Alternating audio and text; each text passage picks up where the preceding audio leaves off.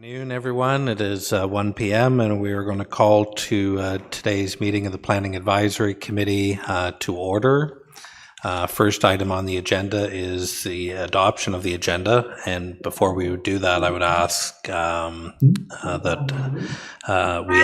we add an item to the agenda. We need a motion to excuse Councillor Ashmore's absence. So if we can add that to the agenda and have a motion to accept the amended agenda, that would be great. Motion by Mayor Elmsley, seconded by Councillor Richardson. All in favor? Thank you. So first off, that motion would read that the extended absence of Councillor Ron Ashmore at Planning Advisory Committee meetings be excused in accordance with the terms of reference for the Planning Advisory Committee. Is there a mover? Mayor Elmsley, seconded by Councillor Warren.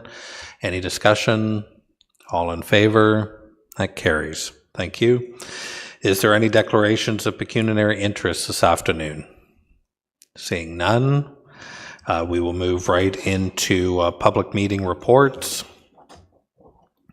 As required under the Planning Act, a public meeting is being held prior to the committee making a recommendation on this application. All recommendations that come out of this afternoon will be forwarded to the next regular council meeting on May the 20th.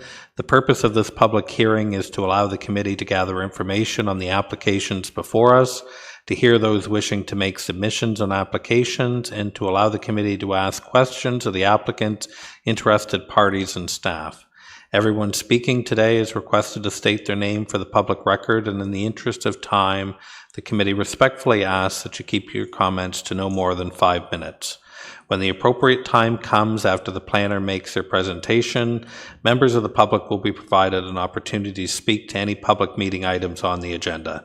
At that point, please either unmute yourself and turn on your video, or come to the podium and press the speak button to activate the microphone.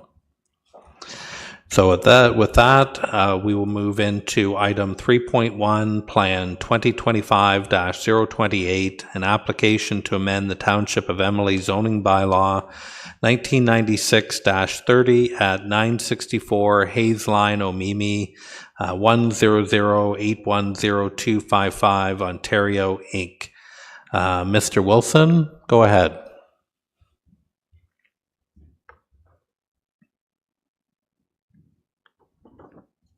Hi folks, how's everybody doing? Let me share my screen quick here.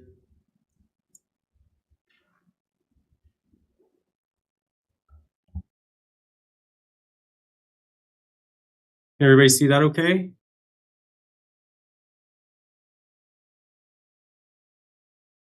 We can, thanks. Awesome. All right. Hello, everyone. Nice to see everyone again. My name is Robert Wilson. I'm an urban planner from Dillon Consulting Limited, here on behalf of the City of Kawartha Lakes Development Services Division. Thank you to the applicant for being here today, and to staff, the chair, and the rest of the Planning Advisory Committee for considering this zoning bylaw amendment to permit the use of a seed distribution facility on the subject site. I'd like to note that notice for this application was originally given to each the landowner, agencies, and departments in accordance with the Matters of the Planning Act. This is the first circulation and appearance of PAC for this application. The subject lands as shown on the screen are located at 964 Hayes Line, legally known as Part Lot 13, Concession 1, Township of Emily, in the City of Kawartha Lakes. The subject lands are approximately 1.4 kilometers northeast of the hamlet of Mount Pleasant and 7.8 kilometers southeast of the town of Omemee. They encompass a total area of 34.4 hectares or 84 acres, with approximately 590 meters of frontage on the Hayes Line and approximately 388 meters on Emily Park Road. Existing uses on these lands include agricultural crops, agricultural buildings, and a residential dwelling. Surrounding uses are predominantly agriculture to the east, south, and west, with residential to the north. The subject lands are designated rural on Schedule A3 and significant woodlands on Schedule B3 of the City of Kawartha Lakes official plan. The subject lands are zoned agricultural, A1, on Schedule A of the Township of Emily zoning bylaw 1996-30. The applicant is seeking to rezone the subject lands from A1 to agricultural exception zone to permit the use of a seed distribution facility as an agriculture-related use in the Township of Emily zoning bylaw. The seed distribution facility will utilize the existing agricultural-related structures on the site, including the barn and accessory buildings, and will use the dwelling unit for office uses related to the operation of the seed distribution facility. The balance of the lands, approximately 30 hectares or 75 acres, are currently rented to a neighboring farmer and are used to grow a variety of agricultural crops, and no impact to these lands or the farming operations are proposed. At this time, this fulfills the statutory public meeting requirements as set out in the Planning Act. Planning staff respectfully recommend that zoning bylaw amendment D06 2025 004 through Plan 2025-028 be received for informational purposes only and referred back to staff until comments and respective technical studies have been addressed by the applicant. The applicant and staff are here to assist in any further questions anyone may have at this time. Thank you. Thank you for that, Mr. Wilson. Committee, any questions of Mr. Wilson at this time? Member O'Reilly?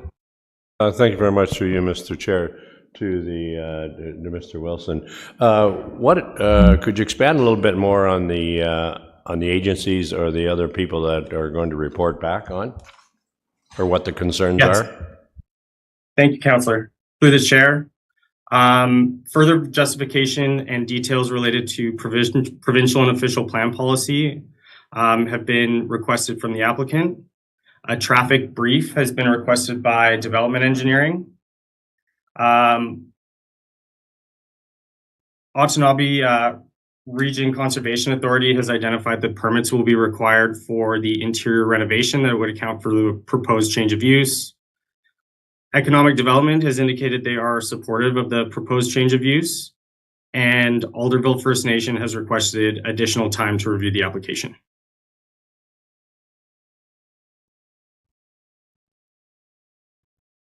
Just to follow up, is this something of this magnitude? Are we talking about an extensive traffic study or just a windshield appraisal? Thank you for the question, Councillor. Through the chair, it's been identified as a traffic brief. I can provide more detail if necessary. Councillor Richardson? Thank you, and through you, Chair. Saying that the public notice went out on April 17th, when's the period ending for that public process?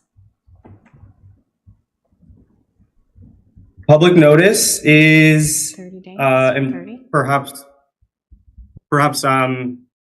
Director Leah can help me out with this, but public notice will be open until a decision has been made by council. Thanks, Mr. Chair. Yep, through you to the councillor. It's a 20-day minimum statutory public notice to the public. Oftentimes, the public comments that we receive are that they have just received the mail a day or two or several before the meeting. And we do encourage participation in the process, which could include attendance and verbal submissions at a public meeting, which today's meeting is serving that purpose. So we would suggest to the committee that consultation is ongoing up to and including this meeting, and any comments or discussion that result from this meeting for us to further consider as staff. Thanks. Thank you. Being in my ward, I just hadn't heard anything yet, so I was just a little bit curious on that one. Thank you. Any further questions of Mr. Wilson? Councillor Warren? Through you, Mr. Chair, just interested in agricultural seed. What is that for turf? Because it said turf, so I'm just wondering exactly what it is that it'd be supplying the agricultural sector. I'm just interested if somebody has information.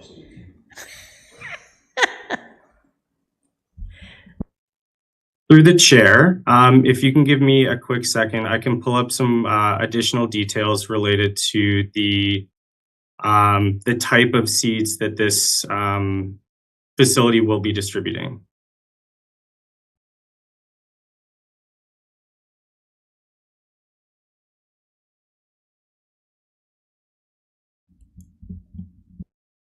As outlined in the applicant's cover letter, the following are categories of seeds and markets the distributors sell to. So forage seeds being alfalfa, timothy, clovers, brome grass. Turf seeds, so seeds for sod farms, homeowners and landscapers, hydro seeders and golf courses, corn and soybeans, as well as native seeds. Okay, any further questions at this time? All right, seeing none, does the applicant, owner, or their agent wish to speak to the application? Good afternoon, Tom DeBoer with TD Consulting, representing the applicant, or I am the applicant, representing the owner of the file. Just to give a little bit of more history, this particular business has been operating in the Kawarthas for many, many years. They're actually working on Taylor's Road in the Sunderland Co-op building. Sunderland Co-op is in the midst of an expansion, and these individuals in this particular business need to find a new place to relocate and continue their business. So that's the purpose of what we're doing right now. So if there's any other questions, I think the planner provided a great description of what type of seeds. They're both residential, commercial, industrial, and they're essentially receive seeds from all over the provinces and mix them, bag them, and then ship them to the necessary purchasers. So if there's any other questions, by all means. Any questions of Mr. DeBoer at this time? Everybody good? Okay, I think they're good. Does anyone wish to speak to the application? Anyone from the public wishing to speak to the application? Calling a third and final time. Anyone from the public wishing to speak to the application? Okay, seeing and hearing none. Committee, what is your recommendation to council? Councillor Warren? The recommendation. Okay, motion that the report plan 2025-028 application to amend the Emily zoning bylaw 1996-30 at 964 Hayes Line, Omemee, 1008-10255 Ontario, Inc. Be received for information and returned to staff for processing. Seconder for the motion, Member Willick. Any discussion? Calling the question, all in favor? Any opposed? And that carries. Thank you. At this point, this public meeting held under the Planning Act is now adjourned. We now move into item 4, which is deputations. Item 4.1, we have Robert Ennis and Paula O'Reilly relating to Report Plan 2025-027, item 6.1 on the agenda. Mr. Ennis, go ahead.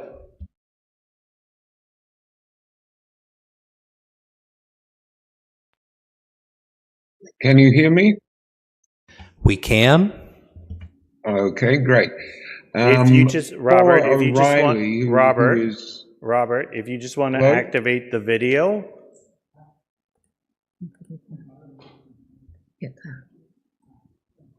Perfect, thank you. There we go. Okay, Paula, who is joint owner of our property, is going to speak to this. Hello, everybody. Mr. Chairman, members of the committee, city officers. If Mr. Friedman and his representatives are there, hello. Thank you once again for this opportunity to speak to our concerns. my husband Rob and I are the owners of 9 Country Club Drive. This is in principle the biggest and closest neighbor to the golf club itself. We front on the existing Country Club Drive, and our property extends virtually all the way along the unassumed road to driveway to the actual clubhouse. For 6 months of the year, we actually have a full unobstructed view until the trees come out of the clubhouse property, which we enjoy. As we've said in our submission, we're not opposed in principle to the extension and enlargement of the facility of the golf club.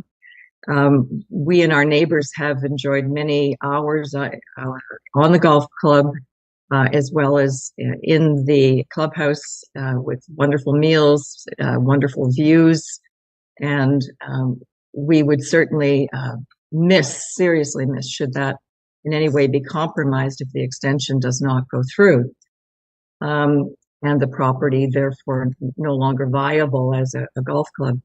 On the other hand, we have some very significant concerns that we do need to have addressed. I think we've set them forth in our submission fairly completely, and obviously due to shortness of time, I'm not going to go into them all. But the first concern is actually the classification of the zoning classification itself. I note in the bylaw that zoning it as proposed to simply C3 would permit some uses that we would consider to be potentially in opposition to and compromise our use and enjoyment of our property, as well as the property of our neighbors. And those are in particular a tourist camp and a trailer park. Not only would that possibly affect property values, but actually impede our actual use of the property and our benefit of that property. So we know that that is an unlikely prospect with the current owner, not impossible, but highly unlikely. But should the property change ownership, it would then become a permitted use. And our concerns, of course, would then come to fruition.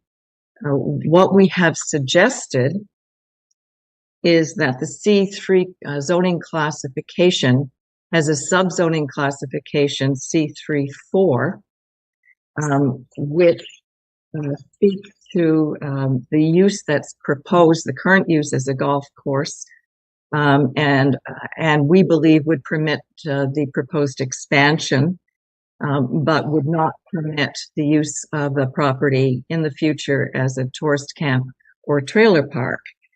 The other benefit of the C3-4 classification is that it ties the development of the property to environmental studies and site plan approvals, given the sensitivity of the area and our concerns as articulated throughout the submission, would further protect against any development, further development of the property should this expansion not be the only expansion down the road.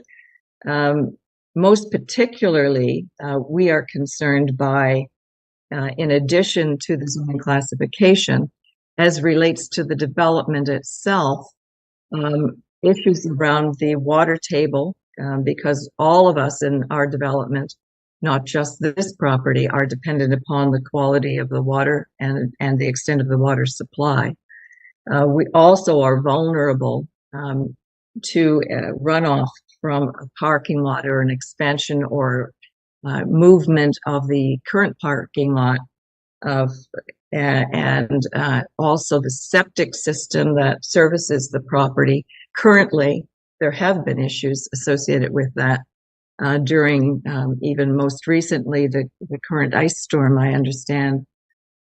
And we are also concerned about what an enlargement of the facility itself and therefore the requisite septic facility would have in terms of runoff to our property, and again to properties that are also down from this property in terms of the slope. We also have concerns that are more specifically related and to the actual construction phase of the development, which we've articulated in the submission, not the least of which is related to the traffic of the heavy vehicles, such as the trucks, the speed of those vehicles, the damage that they can do, the fact that our property and all of the properties taking advantage of the country setting. We walk our dogs, we have our kids, our grandkids that we walk along those country roads, all of which are compromised should we have excessive truck traffic, which is almost unavoidable during the construction phase. Unless, as we've suggested here, and again, I don't know if this is feasible, that there is another entry to the golf club property, which is off Country Road 8 itself, which we've suggested might be something that would be feasible and therefore avoid the increased truck and other vehicle traffic associated with the construction for both ourselves and East Beehive Drive, that's the road off Country Road 8, and all of the properties on Country Club Drive and in the environs. Our other concerns are related, and again, I won't go into the details set out in this submission, but are actually related to the expansion itself. We have issues currently with the traffic coming from and going to the golf club. People tend to use Country Club Drive and the unassumed road when they come down from the golf club. There's a bit of a raceway. So there is, even now when we walk our dogs or we walk ourselves or we walk our grandkids or our kids, there are still times when it's pretty harrowing, particularly after there's been a significant event such as a wedding or other kind of party where people are less cautious about how they proceed along the road. So we've set that forth. We've also suggested that there are ways of dealing with these concerns. Again, we're not trying to be to impede the success of the golf club. We appreciate having it there as a facility. We enjoy it and want to continue to enjoy it. But there are means of slowing down traffic both during the construction and after the construction, including such things as removable speed bumps that are designed not to do any harm to vehicles, but to simply slow the traffic and can be removed in the winter. We've researched that, so we know that they're available and they're not particularly costly. Signage, including signage to slow the traffic down both during the construction phase and after the construction phase. Even currently, it would be helpful. So once again, we would encourage you to look at these issues, and in particular to take them into consideration during your approval of the actual site plan and the development, but also in your consideration of the zoning classification, in particular the categories of the zoning to restrict the uses to those that are appropriate to the application itself, and to the use as a golf club and attendant facilities, but also support and not permit something that would seriously compromise the use of the land of our neighbors and ourselves, were it to be turned by this owner or more likely a subsequent owner into a trailer park and or a tourist camp. Thank you for your time. We appreciate the opportunity. Thank you very much. Committee, any questions of Ms. O'Reilly at this time? Councillor Warren? Through you, Mr. Chair, and thank you, Ms. O'Reilly, for coming today. Would you say that your main point is the zoning, going forward with, which allows trailer parks. Is that your main issue, or all of them equal? Well, that is the main issue from those issues that are related to the development plan itself. As what was set forth as issues around the approval of the septic system by those that are in the city that are required to look at that, the capacity of the current system as relates to the expansion, the water supply issues, both with respect to the enlargement of any water needs of the facility, but also runoff and potential contamination of an enlarged parking lot. So those are also concerns, and the concerns are relating to the traffic are serious concerns as well. Again, enhanced, exacerbated by the construction phase and the expansion. But the zoning concerns are the immediate concerns, which the zoning bylaw change itself, which I understand is what you're going to be voting on today or on May 20th. Those are the immediate concerns. The others are related concerns, which is why I've suggested the C3-4 classification, because if you have a look at that, it actually ties the development of the golf club site environment, which address such things as septic and water table and water supply. Okay. And thank you for that. Did you brought these issues up at the public meeting? We raised these issues last year as well. Okay, thank you. Any further questions at this time? Member O'Reilly? First, to the deputy. How many years have you lived there? Like, was the golf course there when you bought your property? Yes, we've been there 4 years. 4 years, okay. Here, 4 years. Okay, thank you. And maybe was this the proper time maybe to ask Leah at this time that is there a reason why they went through the C3 zoning, why they put that zoning on it rather than the one they've suggested? Yeah. Sorry, could you repeat We were going to that? put I think- condos, we didn't offer on it. I think if it's all right, Member O'Reilly, Director Barry will address that Okay, that's- when we sure, go that's through staff the report. 6.1. Yeah, that's fine, thank you. Any further questions for the deputant at this time? Seeing none, can we have a motion to receive the deputation? Councillor Warren, seconded by Mayor Elmsley. All in favor? That carries. Thank you. Thank you for your deputation, Ms. O'Reilly and Mr. Ennis. Item 4.2, Marnie Saunders from DM Wills, relating to report plan 2025-027, item 6.1.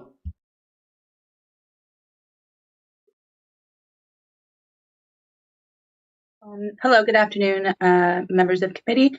My name is Marnie Saunders. I'm a senior land use planner at DM Wills, and I'm also the applicant for the zoning bylaw amendment under item 6.1 on today's agenda. Staff had provided me with some of the comments that they had received leading up to today's meeting, as well as I was in attendance at the public meeting last year and did receive the comments that were received at that meeting. Just wanted to provide a little bit of a response to some of those comments, particularly the comments related to the proposed zoning. So the reason being that we have proposed the C3 recreational commercial zoning is because we feel that's the most appropriate zone for the property and the proposed development. The lands are designated rural under the City of Kawartha Lakes official plan.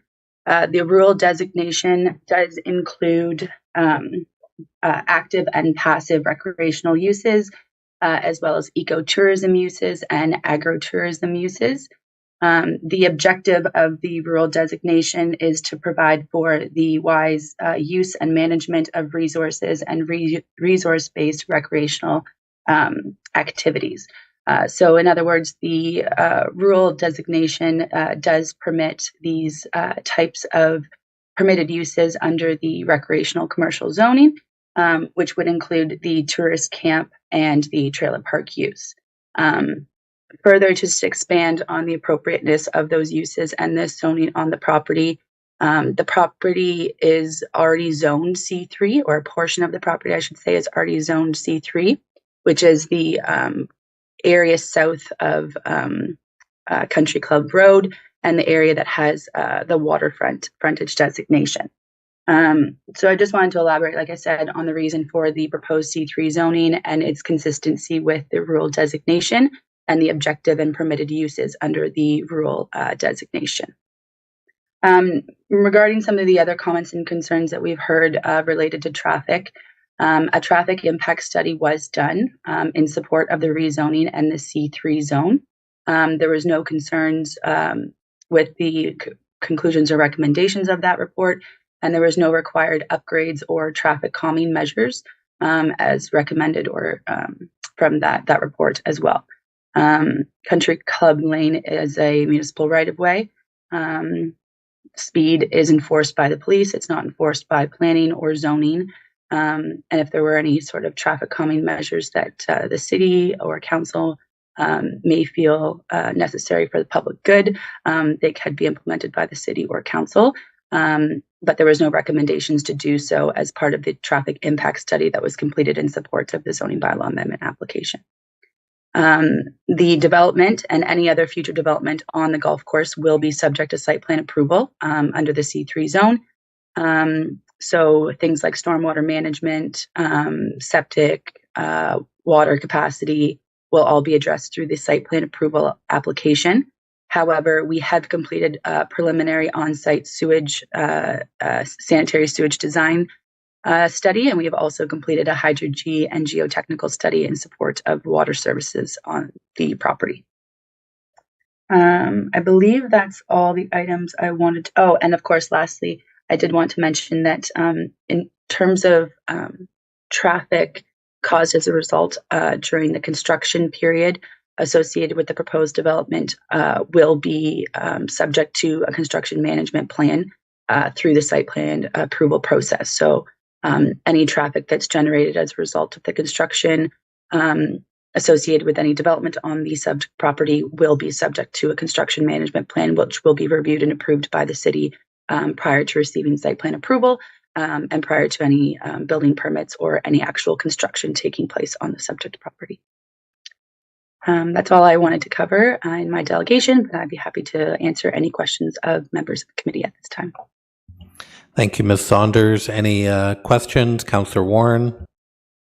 Through you, Mr. Chair, and thank you for that. I'm looking at the report, and the applicant has completed the water resources assessment report and is approaching the ECA applications stage. So the applicant will be going through that whole process of water, the amounts and whatever. So did the applicant go through an environmental impact study?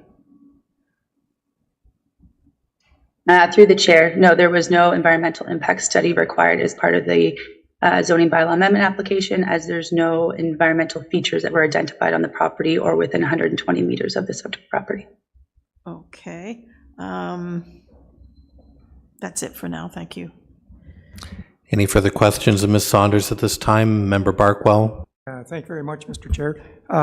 Just the deputy had asked about going through East Beehive and for construction. Is that really, it's kind of complicated to do that, isn't it? Through the back road there?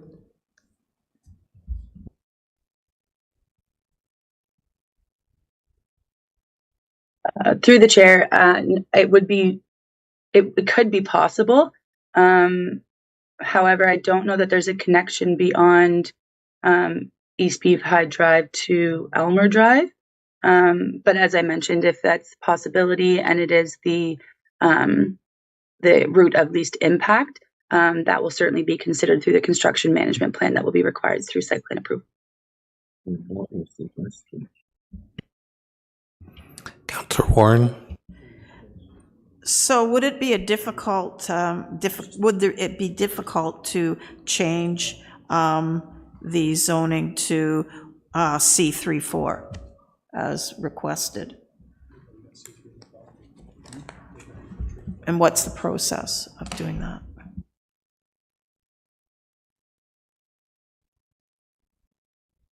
Through the chair, is that question being asked of me or? I think you can ask that question once we get to 6.1. It's not appropriate for any further questions. Ms. Nguyen? Hi, my question was very similar to Councillor Warren's question, but it's a different perspective. If we were to consider what the previous presenters requested, would it negatively affect or somehow alter the development plan that your client is looking to get approved? Through the chair, for the current development that we're proposing, the zoning would not have an impact on that. However, the C3 zoning is already in place on the southern portion of the property. So if they wanted to develop a tourist camp or a trailer park on that portion, they could. And in the future, if they want to expand that further onto the remainder of the property, we feel that would be an appropriate use on the remainder of the property. And it's also consistent with the zoning on the southern portion of the property. So we would be opposed to eliminating those uses from the proposed zoning on the property. Why? Any further questions at this time? Okay. Can we have a motion to receive the deputation? Councillor Warren, seconded by Councillor Richardson. All in favor? That carries. Excuse me. Thank you. We had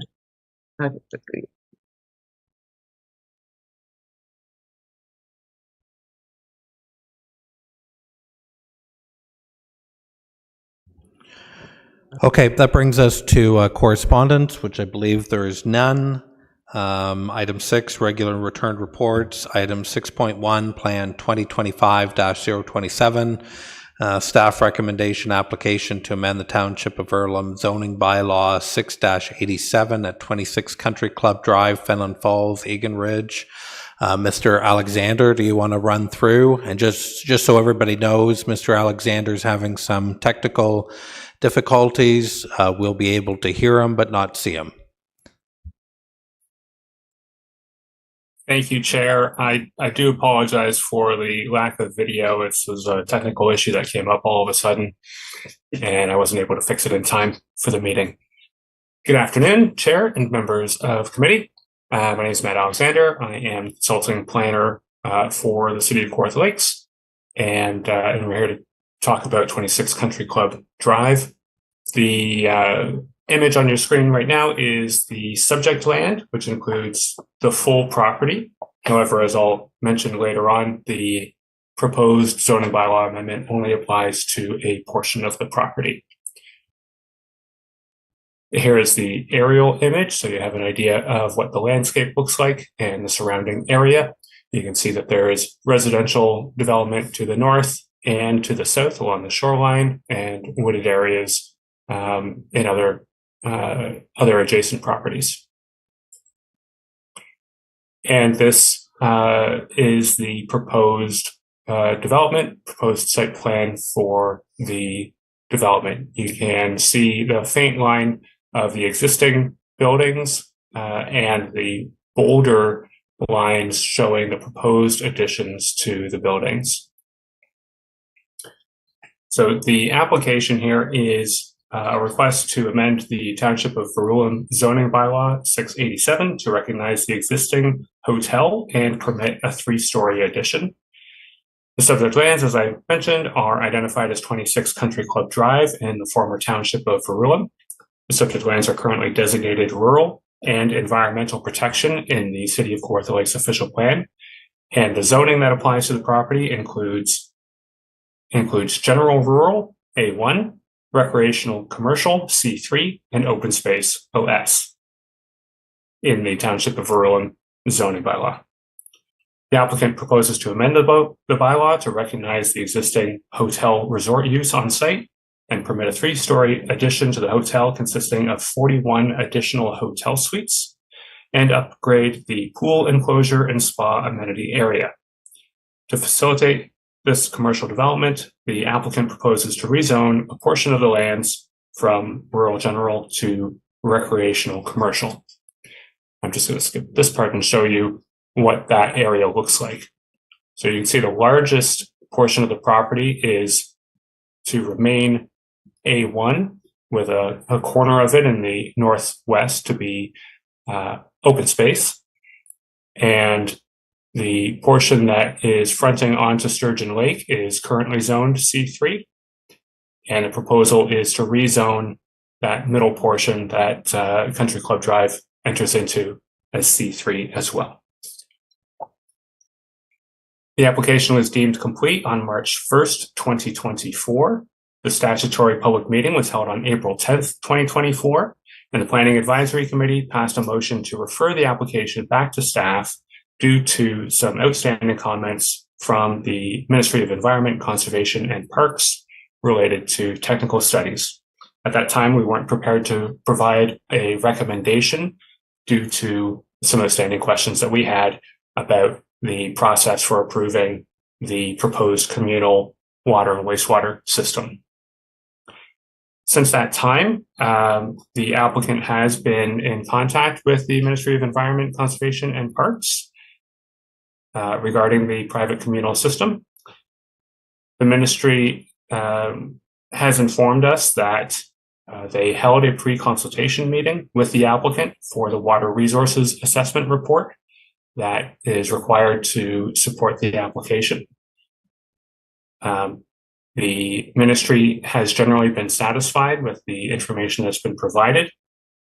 And while they can't comment on the likelihood of approval, because it still needs to go through its full process, it did pass the feasibility assessment. So it does appear to be feasible for the applicant to meet the regulatory requirements for the private communal servicing that is proposed. Now, once the application has been submitted formally to the ministry's environmental permissions branch, it will undergo an internal engineering review. And following that, if approved, then they will be able to get a building permit for what is proposed. If it's not approved, then they won't be able to provide servicing for the number of units as proposed. Development Services commented on the application and stated that the applicant has completed the Water Resources Assessment Report and is approaching the ministry about the application stage. The appropriate level of due diligence has been completed to ensure servicing can be sustained to support the proposed development. And this satisfies concerns related to the provincial policy statement, the provincial planning statement 2024, which directs that planning for sewage and water services shall integrate servicing and land use considerations at all stages of the planning process. The proposal to rezone a portion of the subject lands then is consistent with PPS policies regarding resource-based recreational uses, supporting and encouraging tourism and economic development within rural areas, and that is compatible with surrounding landscape. The application supports the objectives of the City of Kawartha Lakes official plan to enhance commercial activities within rural areas. Since the statutory public meeting, we've received a number of written submissions related to the application. Concerns were raised, similar to what we've already heard today, related to the range of uses that are permitted within the C3 zone. Specifically, the concern about the potential for a trailer camp or a tourist camp to be permitted on the property. We also heard concern about permitting residential condominium uses on the property. That would not be permitted within the C3 zone. We heard concerns about water and wastewater impacts as expressed earlier today. This would be addressed through the regulatory approval process with the ministry. We heard concerns about traffic during construction and general increase in traffic. But as mentioned, the traffic impact statement has been accepted by the towns, by the city, and no concerns were raised with the conclusions of that study. We also heard some concern about a right-of-way or easement on the property. The zoning bylaw amendment would not affect any existing easements on the property. The Conservation Authority has also indicated that they have no concerns with the proposed zoning bylaw amendment. So in conclusion, given the comments contained in this report and the review that has taken place, staff respectfully recommend that the application to rezone 26 Country Club Drive be referred to Council for approval, substantially in the form as Appendix A attached to this report. And the presentation includes the text of the amendment as well. It is a simple change to the schedule, so there are no site-specific policies or regulations that have been attached to this proposed zoning bylaw amendment. So I'd be happy to answer any questions that you may have. That is my presentation. Thank you, Mr. Alexander. Any questions? Member O'Reilly? Thank you very much, and thanks for the presentation. And just a couple things. First of all, I think many of the concerns that were expressed today and before the public meeting, I think, can be addressed at on a site plan, in a site plan agreement. I think the majority of them can be addressed. And I just want to think this is one of our leading tourist attractions in the city of Kawartha Lakes. And I think to make it viable, they've decided to invest a sizable amount of money, 41 units, and I think, they're probably at a stage that they want to attract bigger conferences and all those things that they're going to have to expand. As far as the tourist camp, C3, it's already allowed. If they wanted to do it, they could have done it up until now, or somebody else could in the future, or further council can approve or disapprove of it too. But I think this is a tremendous asset to our community, and I think if the investment that they're prepared to do is, I think it's only going to be enhance the property and our community. Was there a question in there? Question is, I think, do you feel as though that most of the issues, or some or most issues, can be dealt with in the site plan? Thank you. Through you, Chair. I would pass to Leah Berry regarding the site plan process. All right, thank you. Through you, Mr. Chair, I appreciate the opportunity to comment on site plan. I think I would have came around to this at some point anyway, whether it was to your previous question or a couple of the others we heard about the site-specific C34 that was noted by the earlier deputant. So I do want to clarify the element of site plan control. We have a site plan control bylaw here at the municipality. It is specific to the areas that it governs. There are a number of schedules, maps, that are attached to the site plan control bylaw that tell us which lands are subject to site plan control. There aren't sort of broad categories of zones that are included. Now, we did hear from the second deputant from the planner at DM Wills that due to the connection to commercial zoning, the C3, that my words, not hers, automatically or connects the property to be subject to site plan control. I would actually hope to explain to you that this area is not currently subject to site plan control. Site plan control is specific to the urban settlement areas, a number of hamlets, a few site-specific areas also referenced by legal description specifically in that site plan control bylaw. And we did look at this and how it should or could or doesn't apply in the case of Egan Ridge Resort. So those are sort of my preliminary comments on whether or not site plan control as a process is going to apply here. As of right, it does not. Now, of course, PAC and ultimately council can apply site plan control to this property through adding a provision for site plan control. I would, however, caution you around doing this. Number one, the property is not currently developed under site plan control, and importantly, it is already developed. This is an addition to what is already there. Secondly, it is already zoned C3. Not only does that permit the golf course and uses that currently exist, the Verulam zoning bylaw does have a couple of other permitted uses that currently today would be permitted as of right and not through site plan control. And of course, we've heard those being the trailer camp, the tourist use. Importantly here is that the addition, all of the development, the construction forthcoming is going to be subject to a rigorous building permit application process. Together with our chief building official, we have looked at the supplementary requirements that would be needing to accompany a building permit application.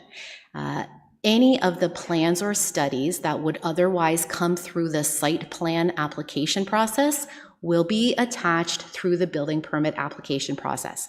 Okay, so instead of having internal staff review through planning, through development engineering, building, through others, be led by the site plan control process through planning, instead, it would be led through building, through the building permit application and all the supplementary reports, plan studies that accompany the building permit application. Okay, so in terms of the checks and balances in the process and ensuring that construction carries on in a way that is in accordance with applicable law, in my opinion, it is covered through the building permit application process. In my opinion, again, don't need to attach an additional provision for site plan control here. The difference is that there isn't a need for an agreement, which is the end result of the site plan control process, is that the developer, the property owner, enters into a site plan control agreement with the city that governs how the property is to be built out. In addition, the city is able to collect securities for that construction through that agreement process. We know from the description that the planner spoke to and what we heard from the initial public meeting and the owner at that time, there is no municipal infrastructure that is being used or needs to be improved at this site. So that is typically something that the securities go to cover. So that's not needed in this case. I guess to wrap up my comments, I'll just, if I may, and please, if of course, any other questions about the site plan process not applying here, if you have any questions about that, please let me know. I did want to comment on the C3-4. If you've had a moment to look through the Verulam zoning bylaw, C3-4 is a site-specific zone. It doesn't cover generally areas that have golf courses or resorts on them.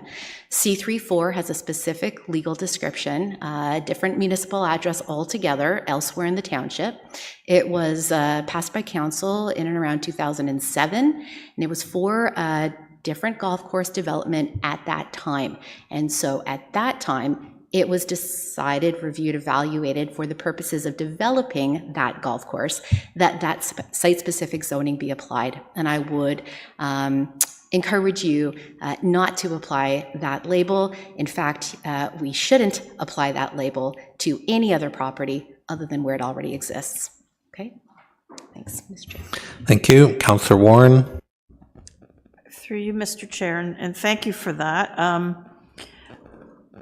Is there a possibility to, well, first of all, so I guess the cart before the horse, that was Verulam, not our rural zoning bylaw. The timing, I'm just wondering, because it originally was many years ago, so it's rolled into going forward at this point, or does our rural zoning bylaw for the city have any play in this?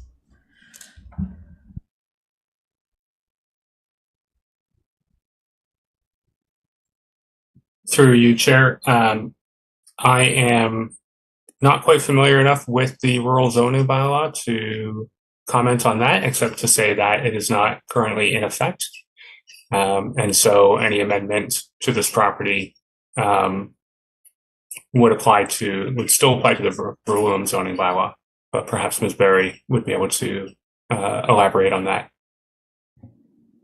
Sure, Mr. Chair, through you. So again, the only current in force and effect zoning bylaw that we are looking at amending today is the in effect Verulam zoning bylaw for this property. Any changes that haven't been captured in the appealed rural zoning bylaw will be implemented into the rural zoning bylaw when the day comes that the rural zoning bylaw is in effect. Okay. Just further, so is there any possibility of changing the zoning, not to C3-4, but something else to stop the possibility of a trailer park going into this piece of land? I think the concern there is that already exists. Yeah, but it That can't. the proper portions of the property are already zoned C3, so. But going forward, could it be changed at this point? Through you, Chair.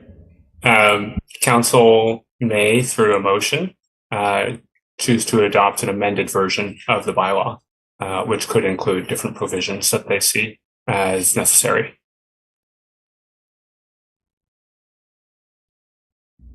I mean, that would be a concern for sure, if we could clean that up, that it could not be a tourist park or trailer park in the future.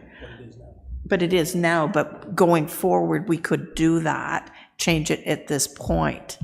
That it was just, you just answered. Maybe it's not. Yeah. I'm like you, I think it's great for the area. Don't get me wrong, I'm just trying to, listen to people and their concerns also. But I love Eagle Ridge, so I think it's a great possibility to expand this is wonderful. But is there a possibility to change the zoning to disallow it going into the future? That's all. Thank you.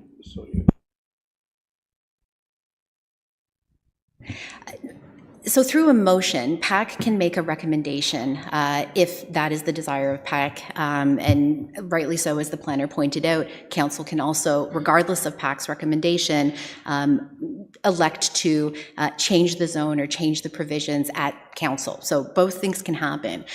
But for the purposes of our discussion today and what PAC may decide to do to get the information in front of council, any site-specific label can be attached to this if that is your recommendation. C3-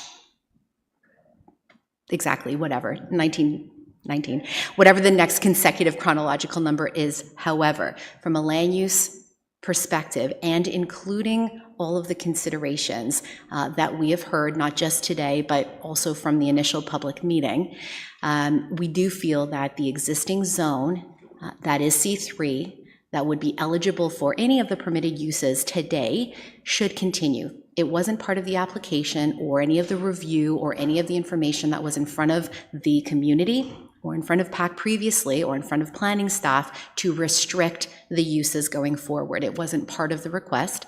So as far as balancing what we've heard and what today is as of right permitted, we would encourage you to keep the zoning as is without restriction. Any further questions? Member Barkwell? Yeah, so just to clarify, so on the diagram there, it shows that they're asking the gray zone to be rezoned from agricultural rural to C3. But the property to the south of that is the property that is now C3. So we're not changing that. We're just changing the rural agricultural, the gray part to C3. So the other will still remain and they can do what they like with it. So I don't see it making a big difference. Any further questions, discussion? What's your recommendation to council? Councillor Warren? Move the recommendations. That report plan 2025-027 staff recommendation application to amend the Township of Verulam zoning bylaw 6-87 at 26 Country Club Drive, Fenland Falls, Egan Ridge, Inc. be received for information that a zoning bylaw respecting application D06-2024-007 substantially in the form attached as Appendix D to Report Plan 2025-027 be approved for adoption by council, and that the mayor and clerk be authorized to execute any documents and agreements required by the approval of this application. Seconder, Member Willick. Any discussion? Calling the question. All in favor? Any opposed? That carries. Thank you. That brings us down to our final motion of the day. Anyone? Member Barkwell, motion for adjournment? Seconded by Mayor Elmsley. All in favor? Carried. We are now adjourned.